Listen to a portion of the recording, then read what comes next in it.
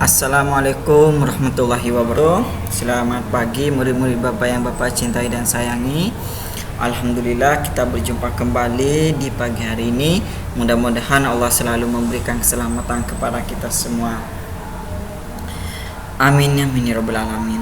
Baik murid-murid Bapak, untuk hari ini kita akan belajar tema dan kurdis. Untuk tema itu kita sudah memasuki tema 3 ya. Oke, perhatikan sampulnya ini dulu. Di sampulnya ini kita melihat banyak benda ya. Ada jam, ada catur ya, ada penggaris. Kemudian ada dompet, ada gelas gitu ya, ada sapu, ada air, kemudian ada bola ya. Di situ merupakan benda. Jadi di sini kita fokus utamanya itu pada benda. Semua meskipun bahasa Indonesia, matematika itu berkaitan dengan benda. Meskipun ada penghitungan, pasti yang dihitung itu, yang diukur itu adalah benda.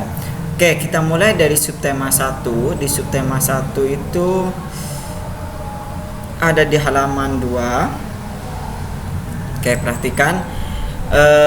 Di sini kita diperkenalkan tentang benda. Kalian perhatikan, kemudian kalian buka buku paketnya dan garis bawahi ya apa yang Bapak jelaskan. Benda itu ya, kita mulai dari contohnya ya. Benda itu seperti manusia, hewan, tumbuhan, kemudian batu, gelas, buku gitu ya. Semuanya itu merupakan benda ya. Kemudian benda itu apa sebenarnya, Pak? Oke, benda itu Bapak akan jelaskan. Ini kamu garis bawahi. Benda adalah segala sesuatu yang menempati ruang dan mempunyai massa. Benda itu mempunyai ruang dan mempunyai massa. Menempati ruang dan mempunyai massa. Massa itu apa, Pak? Massa itu berat ya. Contohnya ini HP. HP itu kalau diletakkan di tangan Bapak, maka dia akan menempel, tidak akan melayang ya. Jadi HP ini merupakan benda. Kemudian menempati ruang. Ruangannya apa? Tangan Bapak ya. Kemudian baju ya. Baju ini jika Bapak pakai, maka dia akan menempati ruang. Ruangnya apa? Badan Bapak. Dan mempunyai massa, mempunyai berat. Seandainya baju ini gak mempunyai berat, tidak mempunyai massa, maka baju ini akan melayang. Sama dengan HP. Jika HP ini tidak mempunyai massa, tidak mempunyai berat, maka HP ini akan melayang. Bukan berarti di sini tidak ada gravitasi. Di bumi itu ada gravitasi, ada tarikan ya, tarikan bumi. Akan tetapi karena dia mempunyai massa, maka dia akan ditarik oleh gravitasi bumi. Maka dia disebut dengan benda. Kemudian massa itu dari mana kita tahu punya massa? Kita tahu benda itu punya massa karena benda itu bisa ditimbang. Contohnya telur gitu ya. Telur itu bisa mempunyai massa, mempunyai berat karena telur itu bisa ditimbang ya. Maka kita tahu ya, ada sekilo, ada 2 kilo, ada seperempat, ada setengah gitu ya. Itu bisa ditimbang. Segala sesuatu yang bisa ditimbang dan menempati ruang itu disebut benda. Sumpama benda itu menempati ruang, Pak, tapi tidak dapat ditimbang. Contohnya apa? Contohnya sehari-harinya itu asap ya. Sumpama ibu kita memasak, kemudian ada asap di dapur ya. Asap itu kan menempati ruang, Pak, di dapur gitu ya. Cuman apakah itu disebut benda ya? Asap itu tidak dapat disebut sebagai benda ya, karena asap itu tidak dapat ditimbang. kamu mau nimbang asap ya, asap itu kan nggak bisa dikumpulkan ya, kamu ambil timbang gitu, nggak mungkin ya. Kemudian cahaya itu pun cahaya panas gitu ya, cahaya lampu, cahaya matahari itu tidak dapat disebut dengan benda karena dia tidak bisa ditimbang, tidak mempunyai massa, tidak mempunyai berat ya. Oke. Tapi lampu cahaya itu ada di ruangan, Pak. Iya. Yang disebut benda itu mereka yang menempati ruang dan mempunyai massa. Kalau tidak ada di antaranya, kalau tidak mempunyai massa, maka dia tidak disebut sebagai benda. Oke, ini di garis bawahi, benda adalah ini sampai ini. Kemudian ini cahaya matahari di cahaya nih. Cahaya dan panas tidak menempati ruang, cahaya dan panas tidak dapat ditimbang. Oke. Kemudian berikutnya di sini Bapak akan jelaskan tentang benda itu. Benda itu ada benda hidup, ada benda mati. Kalau benda hidup itu pasti bendanya itu bernyawa ya. Contohnya itu manusia, hewan dan tumbuhan itu bernyawa. Kemudian ada benda mati. Benda mati itu yang tidak dapat hidup. Contohnya HP, gelas gitu ya, batu, buku, laptop, air gitu itu itu tidak dapat bernafas. Oke. Itu perkenalan tentang benda. Kamu harus ingat karena nanti kita akan belajar benda beserta sifatnya. Oke, di sini ada banyak contoh benda ya, sudah Bapak jelaskan tadi, ada ember, es gitu ya. Kita lompati saja ya, kita langsung belajar di sini di sifatnya.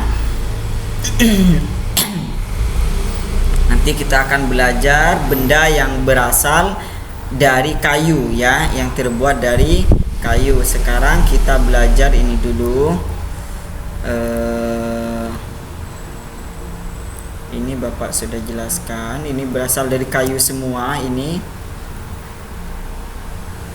yang terbuat dari kayu, yang enggak terbuat dari kayu berarti ada yang dari plastik gitu ya. Oke, kita masuk di halaman 5. Oke, kita masuk di halaman 5. Di situ ada tabel ya, Bapak akan jelaskan tabelnya. Oke, di sini ada benda. Kemudian jenis benda itu tadi ada 2, ada benda hidup, kemudian di sini benda. Oke, bagus, benda mati. Setelah itu ada sifat benda, ada ukuran ya, ukuran besar, kemudian berukuran kecil ya, kemudian dapat ditimbang ya.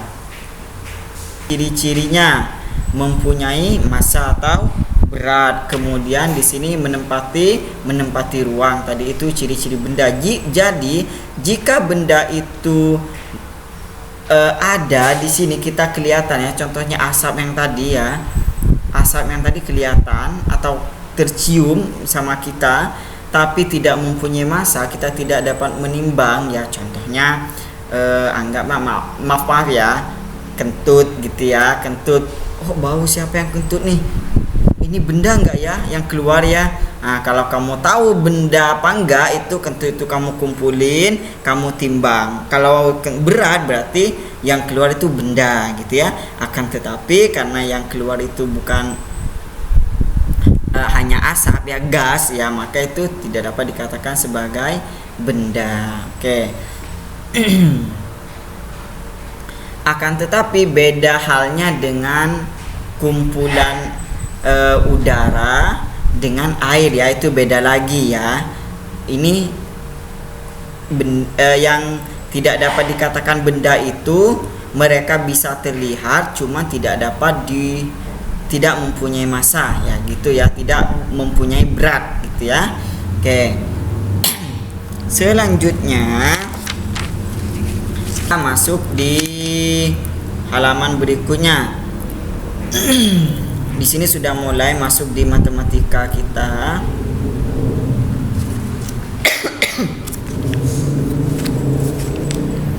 kita sudah mulai masuk MTK. Kok lama ya ini ya. Oke, di situ ada di halaman 6. Di situ dijelaskan berapa ini?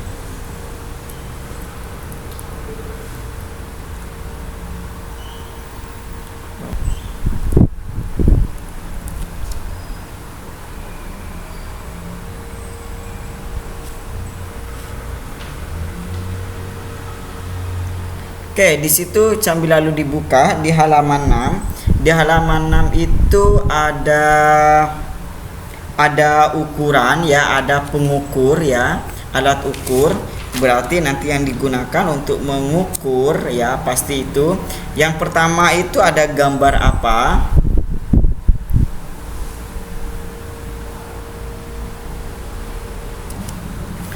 Oke, yang pertama itu ada penggaris. Setelah penggaris itu ini alat ukur badan ya, tinggi badan atau lebar badan atau baju juga ya. Kemudian ini meteran buat apa? Ini pengukur pohon, meteran pohon ya, tinggi pohon karena ini panjang.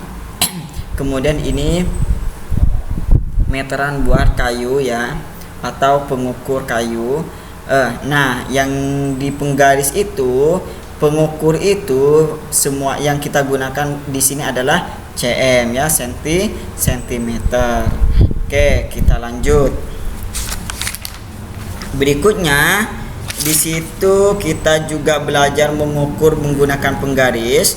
Kita sudah belajar ini di tema 2, jadi kita lompati saja. Bapak langsung menjelaskan di halaman 9. Di halaman 9 itu kita belajar irama. Mengapa Bapak jelaskan ini? Karena kemarin di 2 tahun yang lalu soal ini keluar ya. Perhatikan, nanti kadang-kadang ditanya itu ada sebuah lagu gitu ya, lirik lagu. Kemudian akan ada tanda tangan ya, ada tanda tangan ini ya, tangan, bukan tanda tangan ini, tanda tangan gitu ya. Ada yang berjari 5. Kalau berjari 5 itu berarti ketukannya kuat gitu ya. Nah, kemudian ada yang berjari 2 seperti ini, fish ya, itu ketukannya sedang ya, gini. Kemudian ada jari 1 itu ketukan lemah. Itu ketukan yang biasa kita pakai di gendang ya. Gendang kita pakai, kalau 5 berarti kuat, kalau 2 berarti sedang, kalau 1 berarti lemah gitu ya. Gini, dung dedak dung dung gitu ya. Kalau ini ding ding ding ding, kalau ini dung dung dung gitu ya. Itu adalah tanda yang biasa kita pakai ya. Di gendang ya. Kalian harus ingat ini, takutnya nanti keluar ya. Kalau 5 apa, 2 apa, 1 apa gitu ya. Itu cukup kalian ingat itu saja. KLM gitu ya. Oke. Biasanya nanti akan ada lagu, kemudian akan ditanya tanda yang berjari 5 menunjukkan apa gitu ya. Berarti ketukan yang kuat seperti itu. Nah, seperti ini. Nih, kalau ini kan mainnya pakai galon ya. Kalau aslinya itu kan pakai gendang ya. Tangannya itu mengetuk seperti ini. Ini menggunakan 5, ini menggunakan 2. Berarti ini kuat ketukannya, ini sedang gitu ya. Oke. Alhamdulillah sudah selesai. Nah, ini contoh lagunya. Kemudian kita masuk di halaman 12. Di halaman 12 itu kita akan belajar benda yang berasal dari kayu ya. Nanti kita akan belajar bermacam benda. Benda yang berasal dari plastik, benda yang berasal dari kaca gitu ya. Yang pertama kita mulai dari benda yang berasal dari kayu. Oke. Contohnya apa? Di sini yang disebutkan itu ada lemari gitu ya. Ada kursi, ada kemudian yang diukir itu ada patung, ada figura itu ya. Berarti kayu itu bisa kita ukir jadi patung, jadi figura gitu ya, figura buat tempat foto gitu ya. Yang dipilih itu adalah batang yang bagus, kemudian diolah berbagai macam benda ya, dengan proses yang berbeda-beda, dengan teknik yang berbeda-beda, dan dengan benda pun yang berbeda-beda ya yang dipakai. Ada yang pakai pahatan, ada yang pakai apa itu, yang kayak palu itu ya. Kemudian biasanya kalau gede ya, yang bukan itu cuma buat bikin meja yang lebar, panjang dan lebar, maka yang diambil itu batang ya. Kita tebang dulu, habis itu ditebang, setelah itu dipotong, dipilih yang bagus batangnya, setelah itu diproses ya. Makalah jadilah ya. Kemudian kayu itu setelah kayu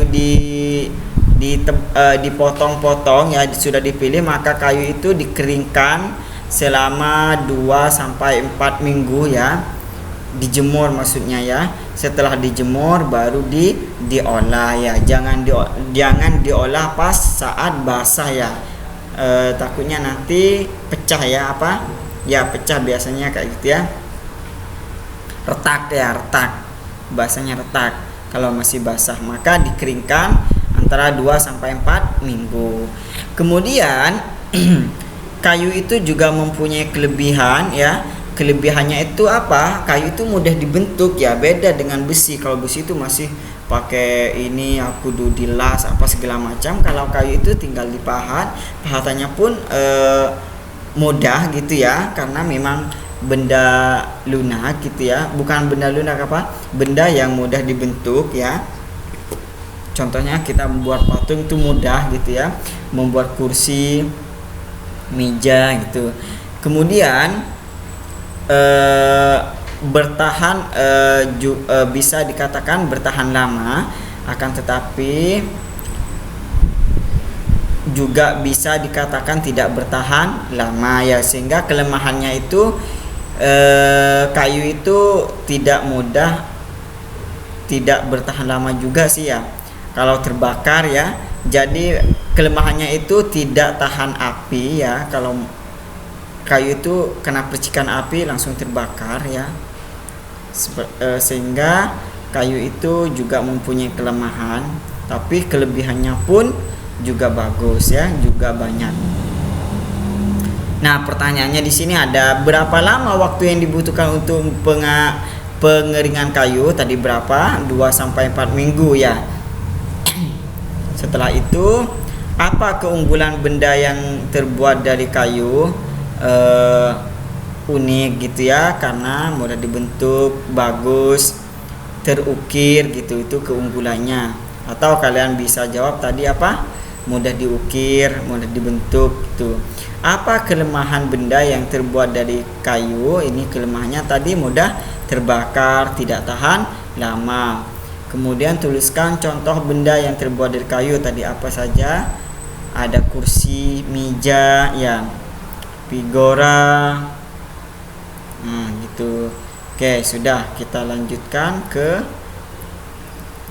pelajaran berikutnya. Ini tidak usah karena sudah Bapak jelaskan. Nah, kalau ini cukup nama benda yang terbuat dari kayu ya. Contohnya kursi untuk apa? Tempat duduk gitu ya. Kemudian meja tempat apa? Tempat menaruh makanan gitu ya. Kemudian apalagi figura tempat apa? Menaruh foto gitu. Itu kegunaannya ya. Nama bendanya, kemudian kegunaannya apa gitu ya.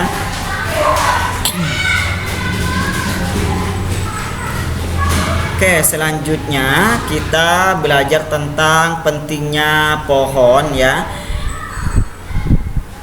atau hutan ya.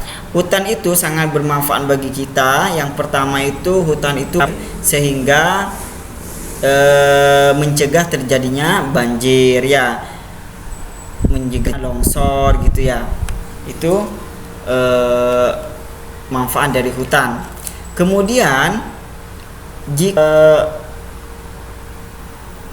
pohon ini ditebang sembarangan ya, ditebang sembarangan atau penebangan liar ya, maka yang terjadi kemungkinan nanti akan terjadi banjir, kebakaran hutan, kepunahan hewan-hewan yang ada di dalamnya gitu ya, dan membahayakan pemukiman penduduk. Bagaimana caranya kita mencegah terjadinya penebangan liar? Ya kita harus melindungi pohon-pohon ini ya, kita jaga gitu ya. Bagaimana ada penjaganya atau di pinggir-pinggirnya ditaruh besi ya, sehingga tidak ada orang yang bisa masuk gitu ya. Kemudian kalau sudah tertebang Pak, ada orang yang nebang, gimana caranya? Atau mati gitu ya, mati dengan sendirinya udah tua, maka kita harus menanam kembali ya bibit yang baru seperti itu. Oke, sekarang kita coba pertanyaannya. Bagaimana cara mengatasinya ya penebangan liar tadi? Dengan cara apa tadi? Bapak sudah jawab tadi. Dengan cara apa? Melindungi hutan tersebut ya, atau melindungi pohon tersebut. Kemudian apa yang terjadi jika penebangan liar tidak dihentikan? Maka akan membahayakan alam ya. Contohnya tadi banjir gitu ya, longsor, kebakaran hutan. Selanjutnya bagaimana cara mengembalikan hutan seperti semula? Tadi apa? Penanaman kembali bibit yang baru ya. Oke, sekarang materi terakhir ya. Ini terakhir. Oke, Bapak hanya memperkenalkan saja.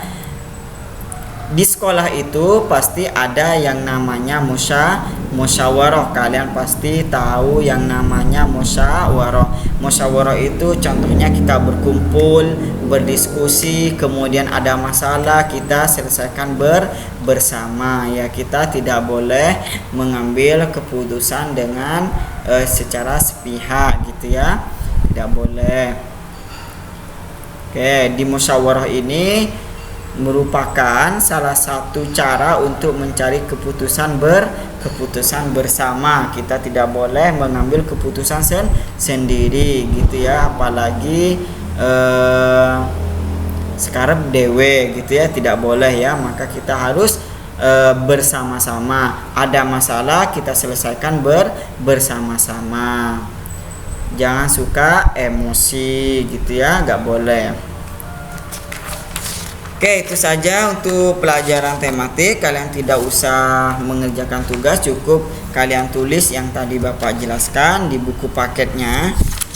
Kemudian kalau Al-Quran hadis, sekarang tugas terakhir di bab Az-Zalzalah ya. Kemarin sudah belajar Az-Zalzalah. Oke, berarti tugasnya itu berada di halaman 32 ya. 32 di Romawi 2 ya. Isilah titik-titik di bawah ini nih ya.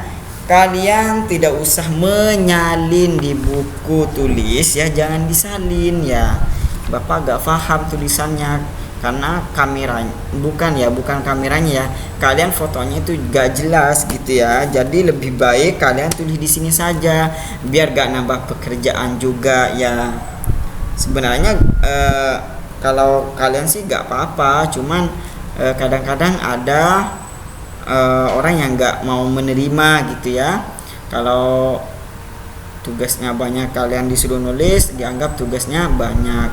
Cuman kalau kelas 3A mah enggak, Bapak mah percaya kalian mah nurut saja sama Bapak ya, apa yang Bapak mau kalian ikutin. Alhamdulillah, Bapak doain orang yang seperti itu, yang ikutin kemauan Bapak, mudah-mudahan dia akan selalu dibutuhkan oleh orang ya, karena Bapak juga butuh. Kalau kalian nurut aja berarti alhamdulillah kebutuhan Bapak sudah tersampaikan ya. Kalian berguna terus jadi anak yang pintar ya. Jangan sok pintar. Oke, terima kasih. Itu saja pembelajaran hari ini. Mudah-mudahan kalian paham. Silahkan kalian kerjakan tugasnya.